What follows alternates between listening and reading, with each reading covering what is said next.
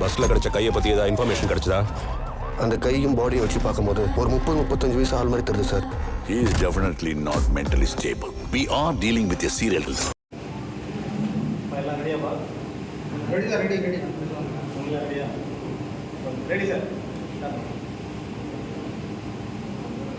உலகின் மாபெரும் நாடான இந்திய ஜனநாயகத்தின் முதுகெலும்பாக இருக்கும் ஊடகங்களின் ஆசிரியர்களுக்கும் செய்தியாளர்களுக்கும் போட்டோகிராஃபர் வீடியோகிராஃபர்களுக்கும் இங்கு அமர்ந்திருக்கும் உலக கராத்தே மாஸ்டர் சங்க நிர்வாகிகள் சார்பாக முதற்கண் வணக்கத்தை தெரிவித்துக் கொள்கிறேன்.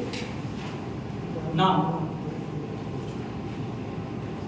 நாளைய தலைமுறையினரின் மேம்பாட்டிற்காகவும் நாட்டின் வளர்ச்சிக்காகவும் ஒரு முக்கியமான விஷயத்தை அரசின் கவனத்திற்கு கொண்டு செல்வதற்காக ஜாதி மத வேறுபாடின்றி நாங்கள் அனைவரும் இங்கு வந்திருக்கிறோம். இன்று உலக அளவில் கிழக்கு ஆசிய நாடுகள் அனைத்திலும் மிகப்பெரிய பொருளாதாரம் ஏற்பட்டிருக்கிறது. அதற்கு ஓர் இந்தியர் தான் காரணம் என்று சொன்னால் அது மிகையாகாது. ஆம், நீங்கள் சொல்வது சரி. அது நமது மூதாதையர் போதி தர்மரை பற்றியே. 1500 ஆண்டுகளுக்கு முன்பு சீன பேரரசுகளின் கோரிக்கையை ஏற்று தனது 75வது வயதில் 3 வருடங்கள் பயணம் செய்து சீன நாட்டு மக்களின் முழுமையான பிரச்சனைகளை அறிவதற்காக கிட்டத்தட்ட 9 ஆண்டுகள் தவம் இருந்து தீர்வாக தற்காப்பு கலைகளையும் இந்திய மருத்துவ முறைகளையும் அவர்களுக்கு முழுமையாக கற்பித்து அந்நாடுகளின் முன்னேற்றத்திற்காக பெரிதும் பங்களித்திருக்கிறார். அப்பேற்பட்ட மகானை நமது தலைமுறையினர்களுக்கு அறிமுகப்படுத்த வேண்டியது நமது கடமை. ஜப்பான் நம்மை விட 8 மடங்கு சிறிய நாடு. தென்கொரியா 33 மடங்கு சிறிய நாடு. சீனாவை எடுத்துக்கொண்டோமானால் நம்மை விட 4 மடங்கு பெரிய நாடு. மக்கள் தொகையிலும் 2 வருடங்களுக்கு முன்பு வரை சீனா அதிகமாக இருந்தது. ஆனால் அவர்கள் அனைவரும் இன்று தொழில்நுட்பத்திலும் பொருளாதாரத்திலும் தன்னிறைவு அடைந்திருக்கிறார்கள் என்றால் அது நம்முடைய போதி தர்மர் கற்பித்த போதனைகளே. அப்பேற்பட்ட மகான் நமது இந்தியாவில் பிறந்து உலகம் முழுக்க இன்று பெரும் புகழ் அடைந்திருக்கிறார். 1500 ஆண்டுகள் கழித்தும் இன்றும் அவர் பெயர் நிலைத்திருக்கிறது. ஆனால் நம் நாடுகளில் அவரை பற்றி எந்த தகவல்களும் அவருக்கான எந்த விதமான அர்ப்பணிப்பும் இல்லாமல் இருக்கிறோம். நம் நாட்டில் போதி தர்மருக்கு மிகப்பெரிய சிலைகள் அமைப்பதன் மூலமாக அவரது மகிமையை நம் நாட்டு மக்களுக்கு தெளிவுபடுத்துவதன் மூலமாக நம் நாட்டின் முன்னேற்றத்திற்கு மிகவும் பங்களிப்பாக இருக்கும். அது மட்டுமல்லாமல் நாளைய தலைமுறையினர்களுக்கும் இளைஞர்களுக்கும் தன்னிலை அறிவதற்கும் தன் மேம்பாட்டிற்கும் தன்னால் எதையும் சாதிக்க முடியும் என்ற தன்னம்பிக்கை ஏற்படுவதற்கும் தன் மூதாதையர் போல் தாமும் மேம்படுவதற்கும் மிகவும் உறுதியாக இருக்கும். கன்னியாகுமரி குஜராத்தில் உள்ள திருவள்ளுவர் சர்தார் வல்லபாய் பட்டேல் சிலைகளை போல் போதி தர்மர் பிறந்த காஞ்சிபுரத்திலும் மாபெரும் சிலையை அமைத்து அரசு அவரை கௌரவிக்க வேண்டும். அது தற்காப்பு கலைகளையும் வர்ம கலைகளையும் மருத்துவத்தையும் கற்பிப்பது தமது வாழ்வின் கடமையாக கொண்டிருக்கும் லட்சக்கணக்கான மாஸ்டர்களுக்கும் மருத்துவர்களுக்கும் மக்கள் சேவையை தொடர்ந்து ஆற்ற மிகவும் பயனுள்ளதாக இருக்கும். தமிழ்நாட்டில் மட்டும்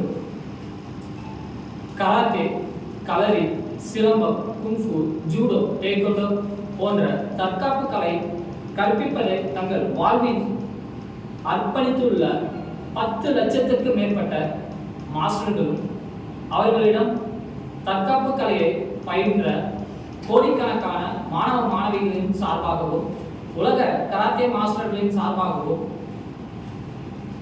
போதி தர்மருக்கு சிலை அமைக்க வேண்டும் என்று மத்திய மாநில அரசுகளை நாங்கள் இந்த தருணத்தில் கேட்டுக்கொள்கிறோம். நன்றி, வணக்கம். சரி, இப்போ போதி தர்மருக்கு சிலை வைப்பதை விட அவர் கேட்கறது கண்டிப்பாக ஒரு நல்ல கேள்வி. அவர் கொண்டாந்த தற்காப்பு கலையை ஆல்ரெடி கற்பிச்சுட்டு இருக்காங்க. எங்கள் மாஸ்டருக்கு வந்து பார்த்தா தமிழ்நாட்டில் மட்டும் கிட்டத்தட்ட வந்து கராத்தே மட்டும் கிடையாது, சிலம்பம், கலரி, வர்ம கலை போன்ற கலைகளை கிட்டத்தட்ட 10 லட்சம் மாஸ்டர் வந்து கற்றுக் கொடுத்துட்டு தான் இருக்காங்க. ஈவன் பார்த்தீங்கன்னாக்கா அவரோட கலை வந்து உலகம் முழுக்க இன்னைக்கு பரவி இருக்கு. அவருக்கு இங்கே சிலை வச்சோம்னாக்கா அதை பார்த்து இன்னும் தற்காப்பு கலையை அதிகமான மக்கள் வந்து கற்பாங்க. அதை கற்பதன் மூலமாக அவர்களோட தற்காப்பும் ஆரோக்கியமும் மேம்படும். நீங்க சொல்றது 100ல் ஒருத்தர் கற்றுக்கிட்டாங்க கருத்துக்காக இந்த சிலை அமைக்கணும்னு சொல்றது காரணமே. ஏன்னாக்கா சிலை அமைக்கணும்னாக்க ஆட்டோமேட்டிக்காக அவரை பற்றி தெரிய வரும். அவரை பற்றி புரிய வரப்போ வந்து மக்கள் தானாகவே வந்து விழிப்புணர்வு ஏற்படும். இப்போ எனக்கு நம்ம தற்காப்பு கலை கற்றுக்கணும்னாக்கா அதுக்கு தனியாக விழிப்புணர்வு ஏற்படுத்தணும். இல்லை, அது தொடர்பான விஷயங்களை முன்னெடுத்தீங்கன்னா நல்லா இருக்கும். கண்டிப்பாக எல்லாருமே அது தொடர்பான விஷயங்கள் முன்னெடுத்து போயிட்டு தான் சார் இருக்கும். ஸோ இவன் வந்து பார்த்தீங்கன்னாக்கா நாங்கள் அடுத்த 5 வருஷத்துல 8 கோடி மக்களுக்கு இலவசமாக தற்காப்பு கலை சொல்லி கொடுக்கறதுக்கு தேவையான எல்லா விஷயத்தையும் செஞ்சுட்டு இருக்கோம். இப்போ பார்த்தீங்கன்னா எங்கள்கிட்ட வந்து ஒரு 3000 மாஸ்டர்ஸ்க்கு வந்து ரெடியாக இருக்காங்க.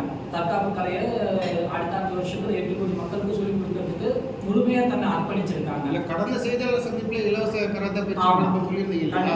இப்போ அது இத்தனை நாட்கள் எத்தனை பேருக்கு பயிற்சி கொடுத்துருக்கீங்க?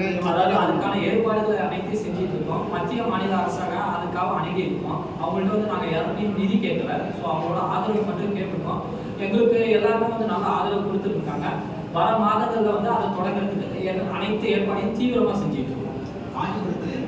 காஞ்சிபுரம் மட்டும்தான் சார் புராணத்தில் இருக்கு. ஸோ அவர் எந்த இடத்துல பிறந்தாரு அப்படிங்கிறது வந்து சரித்திரத்தில் ரொம்ப தெளிவாக இல்லை.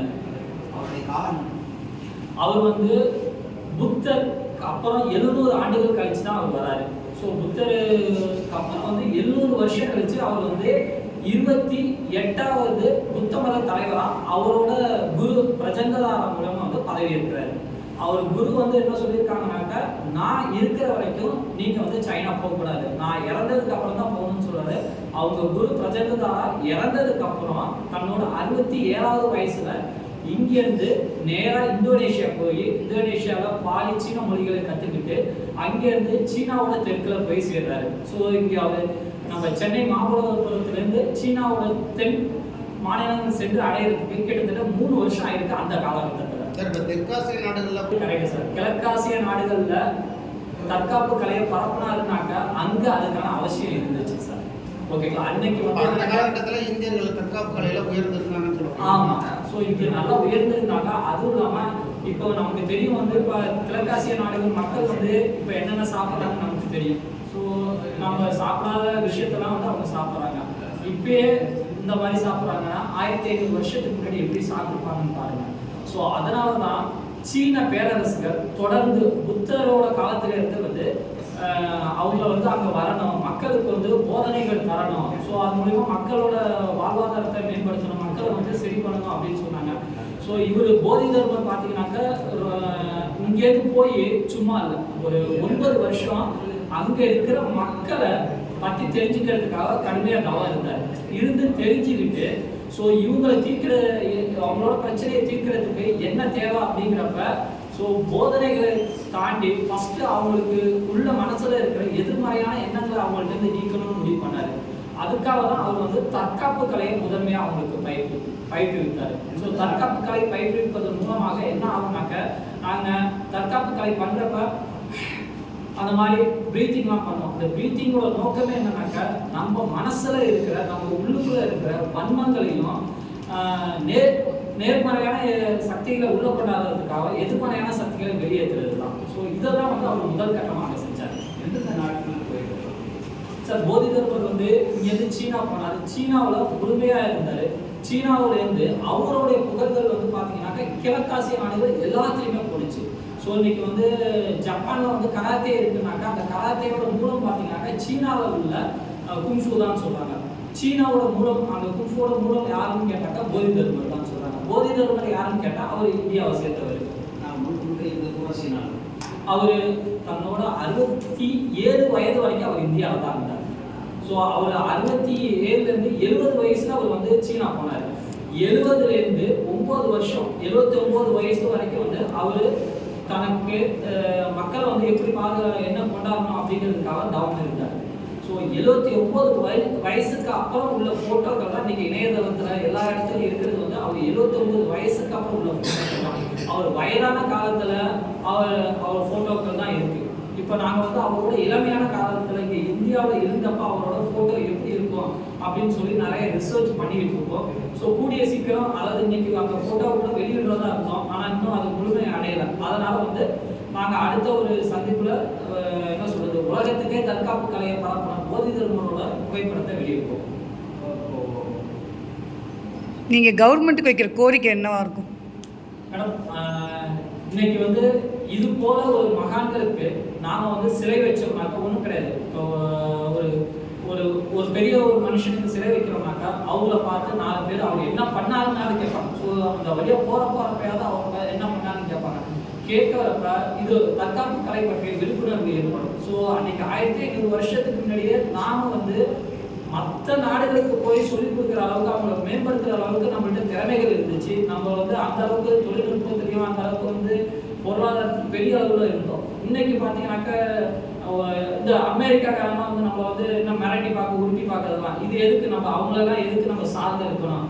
ஸோ இது போல கலைகள் வளர்வதன் மூலமாக நம் நாட்டு மக்களுக்கு வந்து உயர்வு ஏற்படும், ஒரு தன்னம்பிக்கை கிடைக்கும். அப்படிங்கிறப்ப நம் நாடு வந்து போய் அடுத்தவங்கள்ட்ட போய் கை கட்டி பிடிக்கணும்னு அவசியம் இல்லை. நாமளே தொழில்நுட்பத்திலும் பொருளாதாரத்திலும் பெரிய அளவில் வளர்ச்சி அடைய முடியும். அதுக்காக தான் நாங்கள் வந்து தற்காப்பு கலையை முதன்மையை எடுத்துட்டு போகணும்னு விருப்பப்படுறோம். இந்த போதி தர்மன்னு சொல்கிறீங்களா, இந்த 7ஆம் மொழிக்கு அப்புறம் தான் எல்லாருக்குமே தெரிய வந்ததா, இல்லை முன்கூட்டியே இந்த இது தெரியுமா? இல்லைங்க, அதுக்கு முன்னாடியே வந்து நான் படித்தப்போ வந்து 2001 10வது இங்கிலீஷ் புக்கில் போதி தர்மம் பற்றி பாடம் இருந்துச்சுங்க. ஸோ நான் அதை படிச்சிருந்தேன். எனக்கு மார்ஷல் ஆர்ட் அப்படிங்கிற அந்த லெசனோட பேர் வந்து மார்ஷல் ஆர்ட்னு நினைக்கிறேன் இருந்துச்சு. அது அப்போ அந்த புத்தகத்தை படிக்கிறப்ப தான் எனக்கு வந்து போதி தர்மத்தை பற்றி தெரியும். ஸோ அதுக்கு முன்னாடிலேருந்தே வந்து இங்கே விழிப்புணர்வு இருக்குது. ஈவன் வந்து 2019 வந்து தமிழ்நாடு சுற்றுலாத்துறையும் வந்து போதி தர்மருக்கு சிலை வைக்கணும்னு ஒரு அறிக்கை தயார் செய்தாங்க. ஸோ அது இப்போ எந்த நிலைமையில் இருக்குன்னு தெரியல. ஸோ அதையும் வந்து அரசுக்கு தெரியப்படுத்துறதுக்காக தான் இந்த ஒரு பத்திரிகையாளர் சந்திப்பை நாங்கள் நடத்துவோம். வேறு எந்த நாட்டிலாவது சார், இந்தியா தவிர எல்லா கிழக்காசிய நாடுகளிலும் போதி தர்மருக்கு சிலைகளும் கோயில்களும் இருக்குதுங்க சார். ஏன்னாக்கா அவங்க எல்லாம் இன்னைக்கு வந்து இந்த அளவுக்கு வளர்ந்துருக்காங்க பாருங்க. நம்ம அவரோட சின்ன நாடு, ஒரு 33 மடங்கு சின்ன நாடு கொரியா. அவங்க வந்து இன்னைக்கு வந்து அமெரிக்காவே வந்து எதிர்க்கிற அளவுக்கு சக்தி படத்தமா இருக்காங்கன்னாக்க அது போதி தர்மரோட போதனைகள் தான் சார். சிலை எல்லா நாடுகள்லையும் இருக்கு சார். சீனால முழுக்க இருக்கு சார், ஜப்பான்லயும் இருக்கு. ஓகேங்களா? இப்போ கொரியாவோட நிலவரம் நமக்கு தெரிய வருது. சீனா ஜப்பான்ல முழுமையா இருக்கு. ஸோ அவர் இந்தோனேஷியாவில் அங்கே தங்கியிருந்தது, அதற்கான சுவடுகளும் அங்கே இருக்கு. சிலை அமைக்கணும் அப்படிங்கிறது வரப்படத்தில் கடைசியாக இருக்கிற மாதிரியான அந்த காலகட்டத்தான சிலையாக இருக்குமா, இல்லை வந்து இல்லை நாங்கள் அதுக்காக தான் வந்து இப்போ நாங்கள் வந்து ரிசர்ச் பண்ணிட்டு இருக்கோம். அவர் இங்கே 67 வயசுக்கு முன்னாடி இருந்த புகைப்படங்களை வந்து ஆராய்ச்சி செய்து அதை வந்து உருவாக்குறதுல நாங்கள் முழுமையாக ஈடுபடுத்திருக்கோம். கடந்த 1 மாத காலமாக வந்து அதுக்கான வேலைகள் செய்துட்டு இருக்காங்க. ஓகேங்களா? ஸோ அப்படிங்கிறப்ப நாங்கள் வந்து இப்போ இருக்கிற அவங்களோட உற்பத்தியும் கொடுப்போம், முன்பு இருந்த உற்பத்தியும் நாங்கள் கொடுப்போம். அது அரசோட தீர்மானம் தான். அது எப்படி வந்து அவங்க அமைக்கணும் அப்படிங்கிறது அவங்க தான் தீர்மானிப்பாங்க. சார் உருவம் இதுதான் எப்படி சார் தீர்மானிப்பீங்க? மாஸ்டர்ஸ் எல்லாரும் இது வரைக்கும் சேர்ந்து மாஸ்டர்ஸ் ஸ்டூடெண்ட்ஸ் எல்லாம் சேர்ந்து நீங்கள் சிலை தாராளமாக எங்கள் மாஸ்டர்ஸ் எல்லாமே நாங்கள் போன வாரம் கூட வந்து ஒரு ஆன்லைன் மீட்டிங் கண்டக்ட் பண்ணியிருந்தோம். அதில் எங்கள் மாஸ்டர்னு எல்லாருமே சொன்னாங்க, நாம் எல்லாம் வந்து ஒன்றா நிதி திரட்டி நம்ம சிலை வைக்கலாம் அப்படின்னு சொன்னாங்க.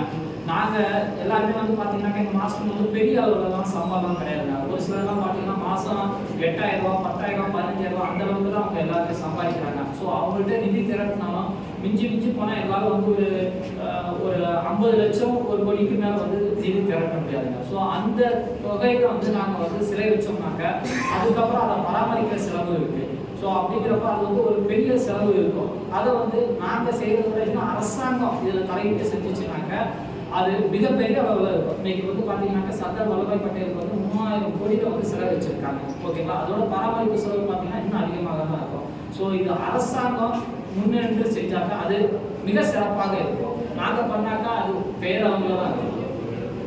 போதி தர்மருடைய உருவம் இதுதான் அப்படின்னு நீங்கள் எப்படி சார் தீர்மானிக்கிறீங்க? தொழில்துறை ஆதாரங்கள் இதெல்லாம் இருக்குது.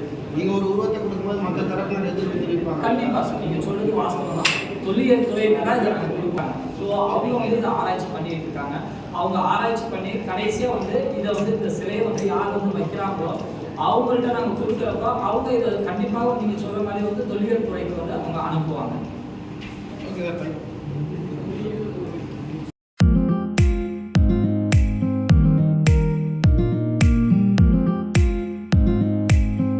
பல்வேறு சுவாரஸ்யமான செய்திகளுடன் இறுதி தீர்ப்பு மாத இதழ் தற்போது கொடைகளில்